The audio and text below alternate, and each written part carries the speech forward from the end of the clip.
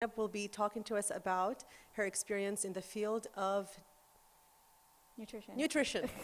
And since we're gearing towards Ramadan, today inshallah we'll be also discussing ways we could prepare for Ramadan and food items we could prepare that will better benefit our experience in that holy month of Ramadan. So a little background about Ms. Zainab. Ms. Zainab is a registered dietitian working with St. Jude Medical Center in Fullerton, California. She has over 5 years of experience working in clinical counseling and community education on both a professional and volunteer basis. So we welcome her, and it's all yours. Thank you. Thank you, Sister Iman. Can you all hear me? Okay. Assalamu alaikum wa rahmatullahi wa barakatuh. Thank you for that introduction. I'm so glad to see everyone. I see more men in attendance, so you have to do a good job of telling your wives what to do in Ramadan because they are the queen of the kitchens, right? So I've been a dietitian for a while now. I did have the opportunity to be a leader in the Muslim and dietetics field. So you know how you have the American Medical Association? There is one for dietetics. And within that, a group of Muslim girls they were students at the time, they started Muslim in dietetics and nutrition. So I got to be a leader for that for 3 years. And it is called Midan. And they developed this toolkit actually called Ramadan Toolkit.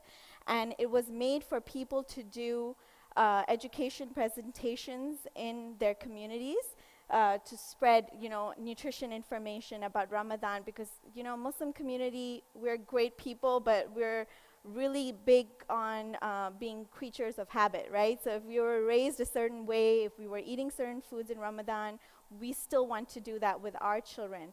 So having been lived here in America for so many years, raising children, it's a great time to start good nutrition, even in the holy month of Ramadan, because in the Muslim world, it's like boot camp, right? You're being forced to make some lifestyle changes. So this is a great opportunity if you missed the New Year resolution opportunity time, this is a great time for you to start those healthy, nutritious lifestyle changes. Now, my husband, who's present here today, he helped me coin this term called fast and furious because I wanted something catchy. Nutrition can be sometimes boring. So he said, fast and don't be furious. And when I was looking for some catchy pictures, somebody actually made this. No. This one. All right. So it's funny that people have fun with memes, but so fast and don't be furious. So I'm going to keep saying that multiple times because, we think, oh man, Ramadan is coming. I'm not prepared. I have to go to Daybat or Al-Jabani or Wholesome Choice, whatever it is.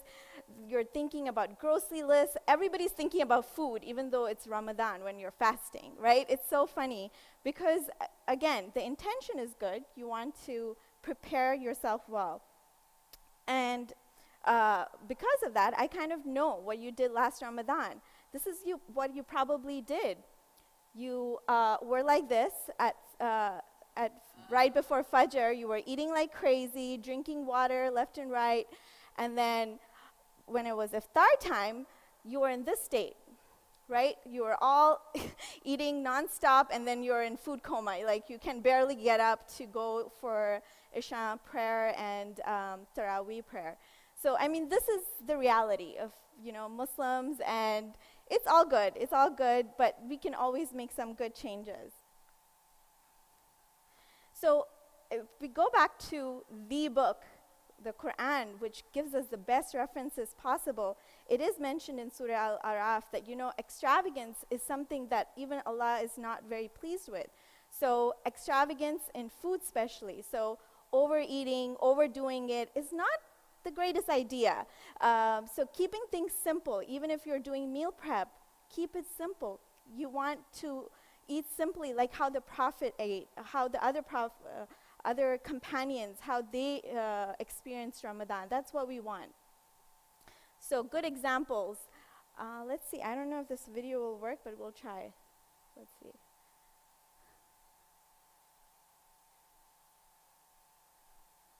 So it's okay if there's no sound, but see, it's almost iftar time, and this gentleman is all ready to eat, and someone who is more following Ramadan more properly is taking his time, drinking water, while the other one is in food coma state.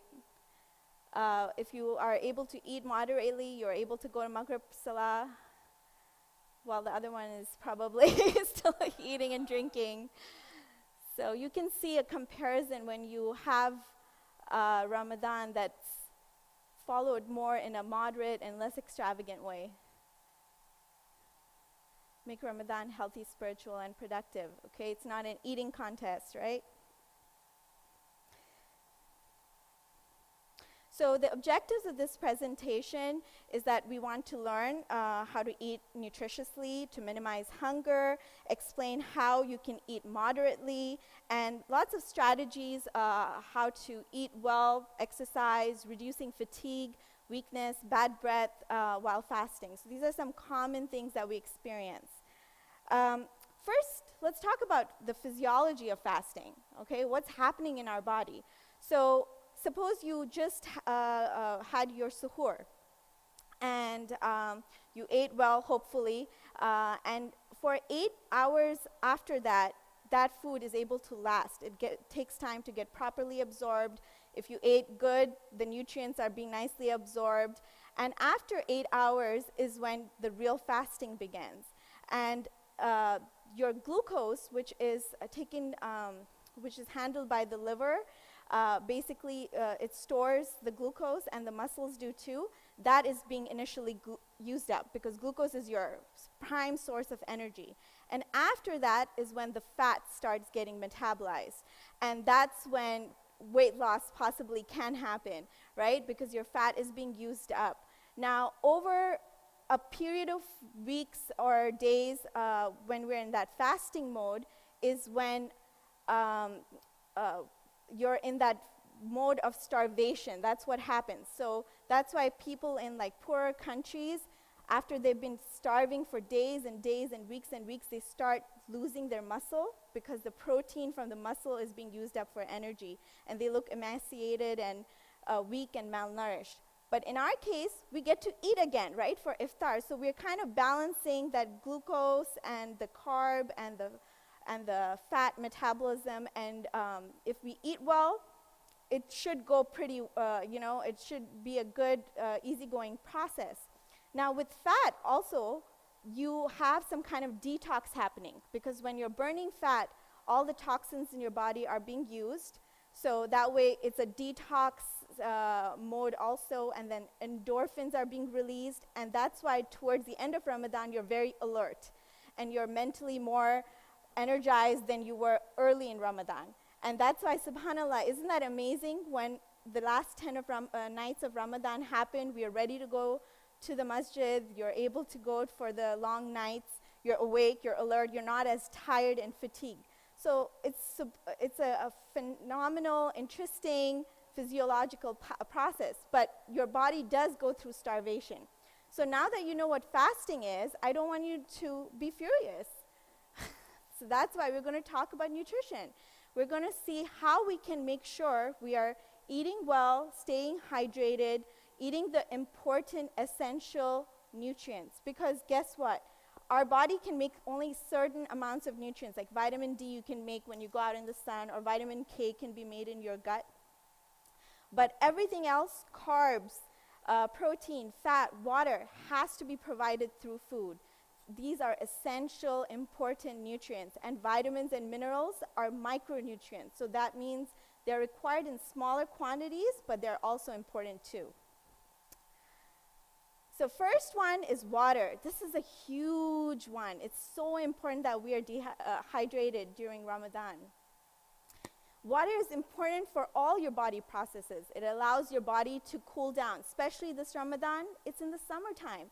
So we're going to be sweating, and we're going to be losing our body water store. So it's very important that we restore water. But then there's certain things we do that's not the greatest. When you're feeling thirsty, that means you're already dehydrated. So anytime you feel thirsty, it means you haven't drunk enough water or fluids and it's kind of on the too late side. Thirst comes after you've been dehydrated for a certain amount of time. You'll feel weakness, you'll feel fatigued, dizzy, your blood pressure can go low, and some severe cases, heat stroke and death even. And that's how we drink water in Ramadan, right? We drink, glasses upon glasses of water, which is not a good idea. You want to drink water from the time, from your iftar time all the way to suhoor time in periods of time, like slowly, to hydrating yourself. And water just doesn't mean water. You have other sources of fluids and hydration that I will talk about in a bit. So it's important that you don't overdrink water at suhoor time. That's the take-home message, basically. You want to be drinking during, Isha prayer time, on Taraweeh time, and all the way up till suhoor time. That's what your goal should be. These are certain fruits and vegetables that have a high water content. So things like watermelon, cucumbers, strawberries, zucchini, tomatoes, cantaloupe. These are all great sources of hydration too. So if you can make juices out of those, incorporate them in your iftar and suhoor, that would be a great idea. Soups is another source of fluids, and other beverages are out there, but I would try to avoid too much caffeine, because caffeine will make you want to go to the bathroom and you're going to lose water again.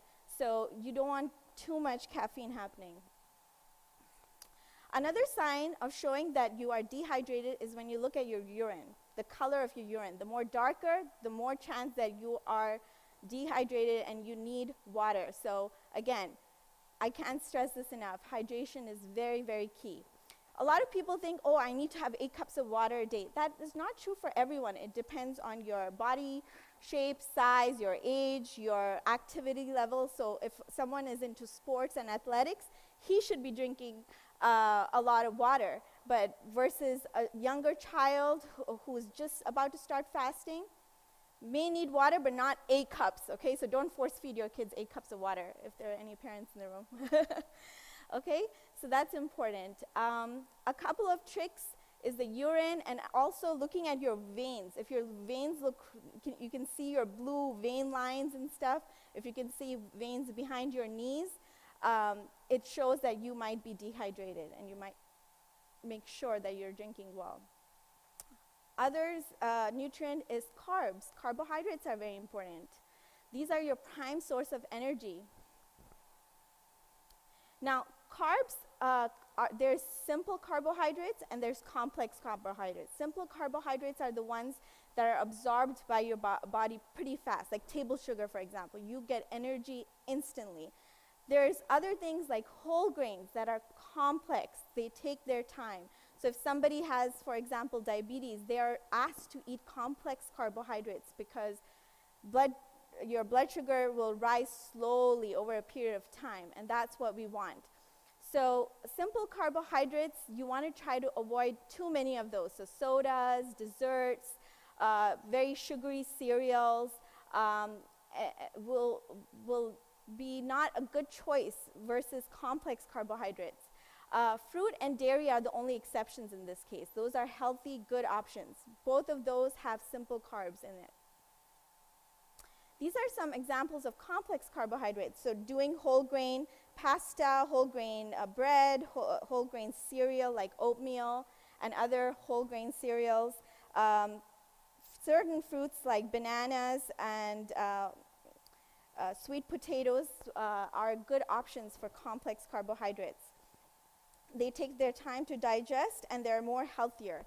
Another thing, we eat a lot of samosas, right? So samosas, what are they made of? Those wraps, they're made of refined carbs. They're maida in Urdu, call it maida, or white rice. This is all refined carbs. So again, not the best choice when it comes to eating healthy in Ramadan. Fiber is very important. A lot of us have constipation if we don't hydrate ourselves well, if you don't eat fruits and vegetables well. So it's very important. So high fiber foods are, again, all the whole grains, fruits, vegetables, nuts, and seeds. If you're eating a high amount of fiber, you should be drinking a lot of water because all these fiber foods suck in the water to be more softer. If you don't have enough water, you are going to get constipated.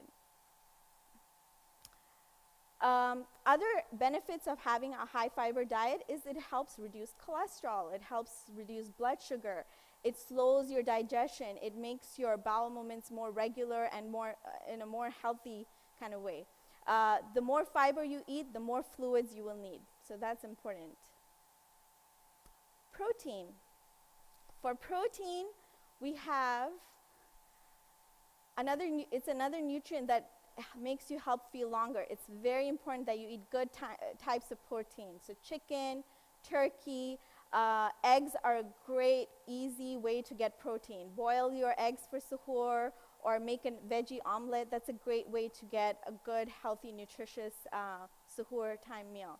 Fish is, again, very good. It's easy to cook. With red meats, make sure you get extra lean ground meat or extra lean cuts. So most of the stuff I've gone through, you make sure you trim out all the fat. It's very important. Eggs are very valuable because they have vitamins and minerals, and they can be eaten in moderation. So don't have 3 egg omelets every day. Like, do it like twice or thrice a week kind of thing. It's also important to use canola oil rather than butter when you're cooking those eggs if you're frying them. Fats. Now, fats are good fats and bad fats. We'll be talking a little more about them. Like whole grains, fiber, and protein, fat takes longer to digest. So it's important that you eat the right kind of fats, and fats are higher in calories. So it's important to eat foods that are good fats, like avocados. You want canola oil, olive oil. Those are the better versions of fats. You want to stay away from red meats, full-on butter and cheese. You can use the low-fat versions or the fat-free versions of those. And nuts are also good fats too. This is probably another very, very important one, is electrolytes. Because we are so dehydrated, we have less amount of water, it's important that we replenish the sodium and the potassium, which is very, very important for our body's water balance. Electrolytes are minerals that are needed for body processes. They are especially sodium and potassium, because we lose a lot of the potassium in sweat. Sodium we get a lot from the salt that we eat. All the foods contain a lot of salt. It's the potassium that's a big one. Care must be taken, again, to avoid depletion. Potassium is mostly present in fruits and vegetables. Sodium is already there in our foods. If you have to use it in moderation when it comes to sodium, because sodium is a water magnet. So it'll make you drink a lot of water, and salty foods can cause you to have thirst and bloating. So fruits and vegetables are great for both sahur and iftar. Fiber, they're rich in fiber, vitamins, minerals, and water. Every color has its own benefits, so the more variety you have, the better. Now, what is one of the common foods that we have? Is fruit chaat. Everybody has fruit chaat, but what do? We add sugar, salt, and all that good stuff to it to make it a little more unhealthy than it already. A nice, good, healthy meal goes into a healthy. So make a fruit salad instead of fruit chaat, okay? That would be a better idea. You can have it with cottage cheese, for example. That cottage cheese is a great source of protein. Everything in moderation. Why not? If you are having, an iftar party once in a while, sure, go ahead, have your whatever they're providing for you. But having heavily deep-fried foods every single day, unhealthy drinks, we'll be talking about some of them, is something that we can stay away from. I mean, just don't buy them, then you won't be having them. So when you're grocery shopping, moms, I'm sure you haven't started grocery shopping yet, so make sure you get those healthy, good options. We'll talk about some that just don't buy the Ruh Afza, basically. Okay? So eating in moderation is something our deen recommends. It's important for the meaning of Ramadan, why we fast. It's one of the big purposes. And Ramadan should not revolve around cooking. Like, you host an iftar party, and guess what? You're spending all day in the kitchen, taking away from the purpose of Ramadan. Avoid coming to a meal extremely hungry. It increases the risk of overeating. And overeating happens the most during suhoor time, right? We eat really fast and we eat whatever comes to our sight. So pacing yourselves, make sure right after Taraweeh when you come back home, you have a little snack, then go to bed, wake up for suhoor. Don't skip suhoor. Try to eat something. Have something available on your bedside that is room temperature safe, a granola bar or something. And a bottle of water, so that at least you're eating something and not starving throughout the day. Eat and chew slowly. Take small bites. I mean, use utensils. Again, common sense things that a lot of us easily forget to do. When breaking your fast, a small amount of food is often sufficient to satisfy you. Just break your fast with water and dates. When it comes to dates, we'll talk more about it, but 1 to 3 is probably the max you should be having. And that's something the Prophet ﷺ also recommended. He would have an odd number of dates, apparently. So 1 and 3 is the odd number that you should be going for, not 5, okay? Avoid pushing beyond the point to compensate for fasting hours, okay? So pace yourself. Our bodies are already doing compensation for slowing down the metabolism. So don't overwhelm your body. Your body is getting used to the fasting process. At suhoor, think quality, not quantity. That's huge. Humans do not have the ability to store food in their bodies for long periods of time. So again, plan your meals. We'll be talking more about that in a bit.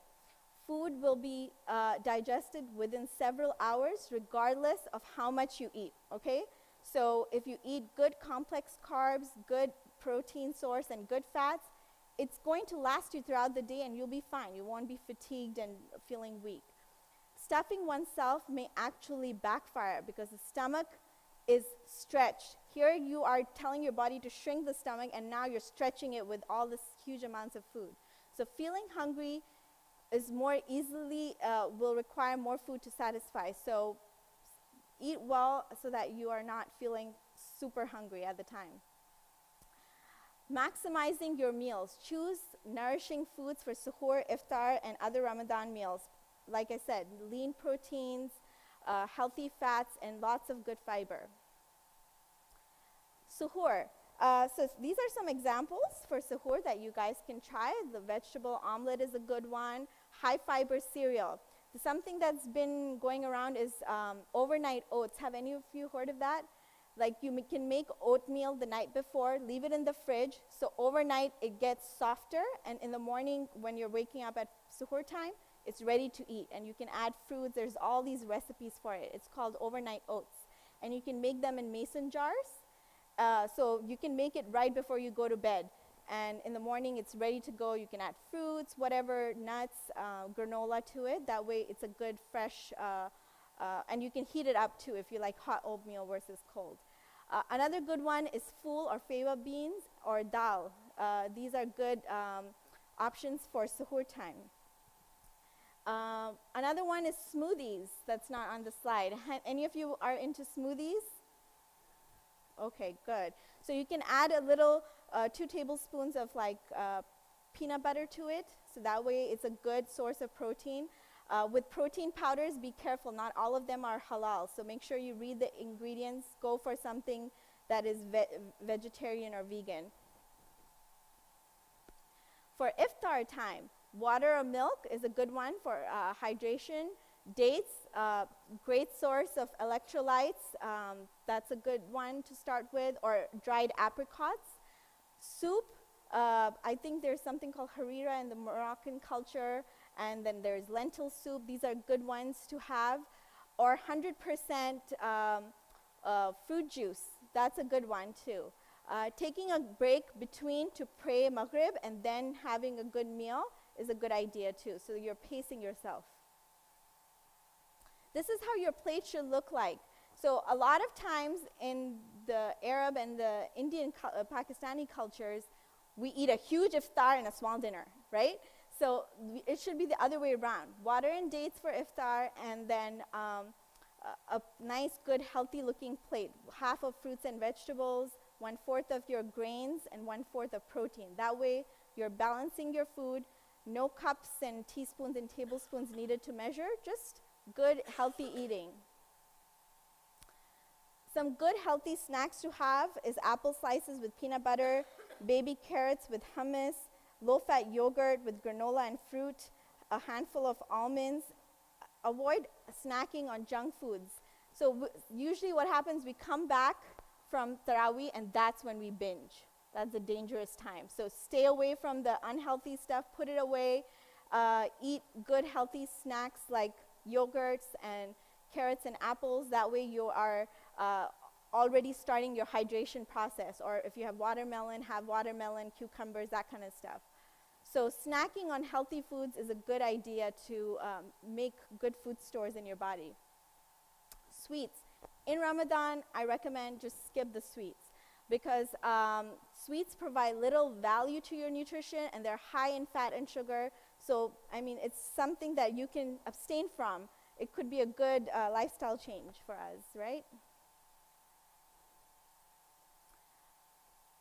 If you must have sweets, remember, if you've been offered sweets at an iftar party, have it in moderation, take a piece, and that's it.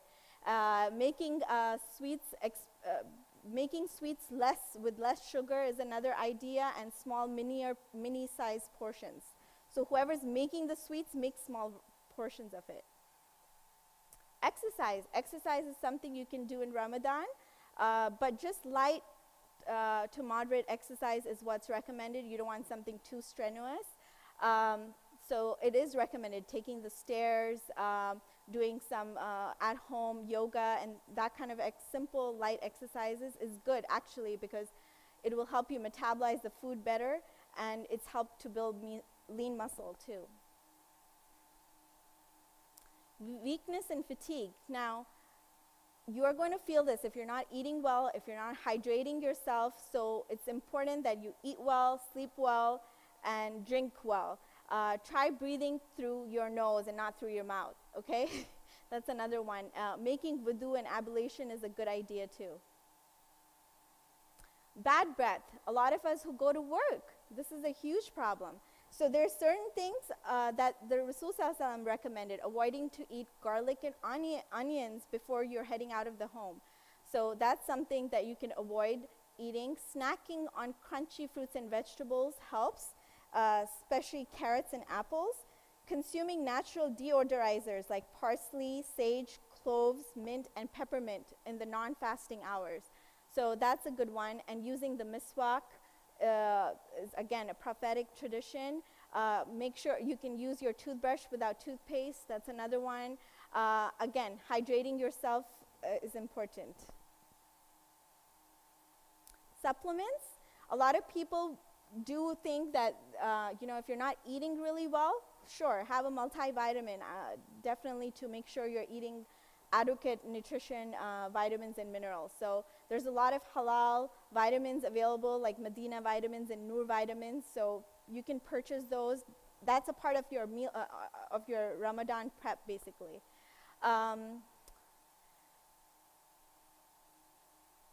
Any other kind of supplements, like in terms of like specific ones like vitamin D or iron, vitamin C, make sure you let your doctor know before taking those. Now, I just got the nutrition information of some common Ramadan foods because we don't focus on these so that we can learn together. Number one is dates. Now, I don't know if you can see it, but one date is around 66 calories, and the only major nutrient it has is potassium. It has 167 milligrams of potassium. So up to 3 dates is good.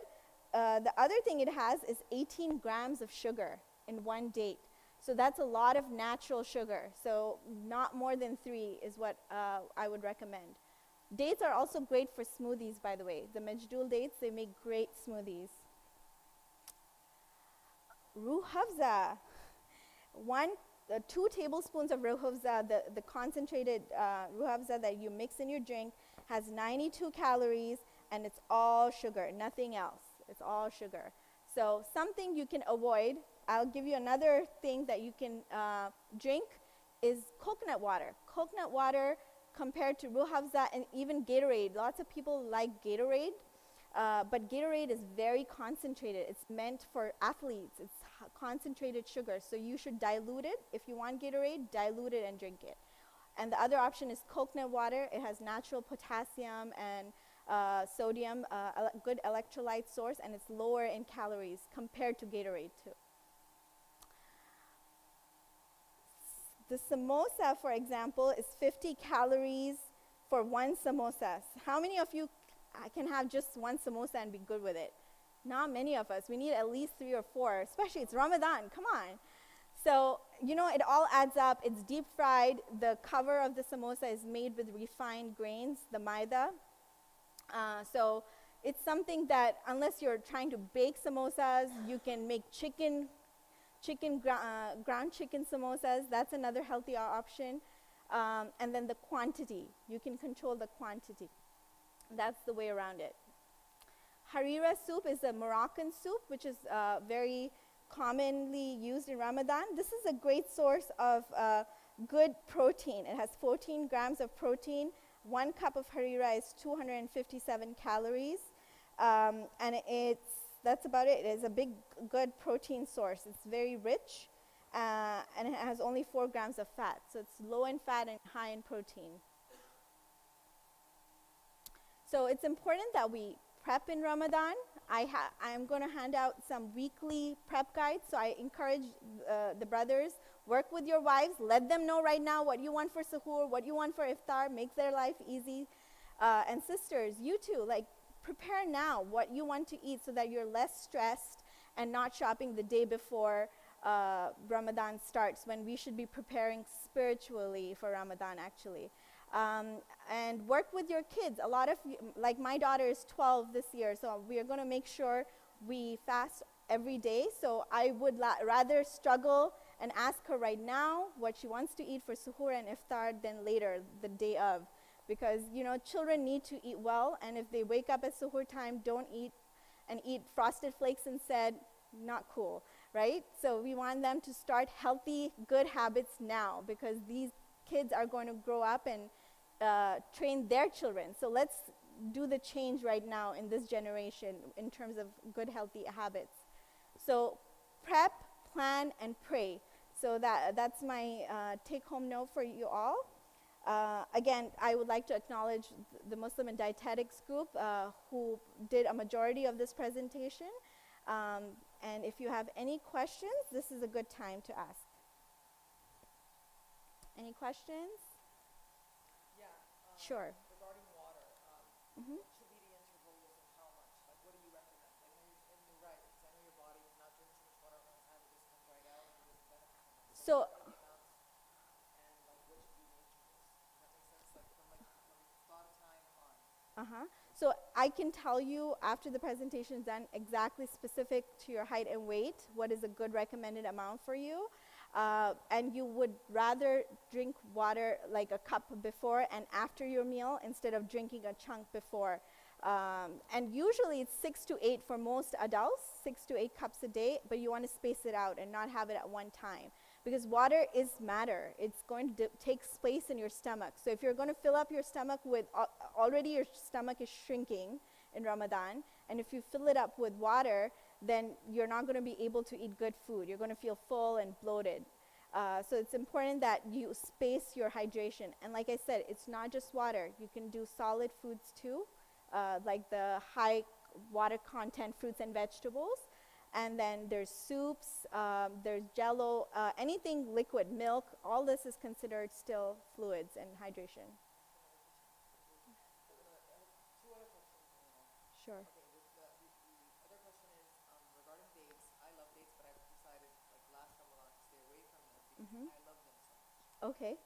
So, is it okay just to drink the coconut water and stay away from it? Just because it's a weakness. For me, it's a weakness. I just love dates. Well, it's your personal preference, but I would recommend them just because of the fact that it's sunnah. It's a sunnah, and if not throughout the year, at least in Ramadan. And it's a great source of potassium. Like, you can't deny it. So it's up to you to have that one date instead of 3. So you can control the quantity, definitely, but I would recommend having dates just because Rasul had it. And the last question is about exercise. What types of exercise do you recommend? Mhm. And when do you recommend that a person partake in exercise? So light activity is recommended. So you could do it either at suhoor time if you wake up in time to eat and have a little exercise done. You could do something on a yoga mat, simple squats and like a 10-minute routine. There's a ton of videos on YouTube that you can follow so that you are able to do it. Doing light weights, light walking, moderate walking for 15 minutes after iftar time if you have chance. Taking the stairs, being active, not sleeping through your day. That's about it. I don't recommend anything strenuous unless you're an athlete or something, yeah. So, I'm a runner, so we want to know like this. yeah. So if you do it either after, like, late night after iftar, if, yeah, or before suhoor if the gym opens. If you're doing 24-hour fitness, you're good. Of course. Yes. Walaikum salam.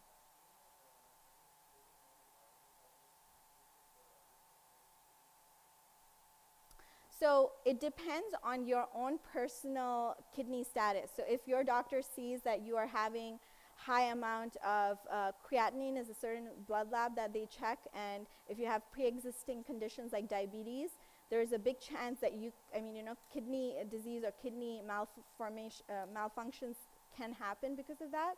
So you have to be careful with your blood labs.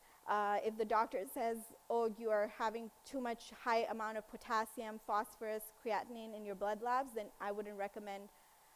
There are certain renal vitamins, for example, for people who have renal issues or history of renal disease in their family or heredity, then they can do, it's called Renavite. I'm not sure, is it over the counter? Is Renavite? Okay, it's over the counter, so you can definitely choose that because it's lower in potassium and vitamin C. Yeah. Any other questions? Yes.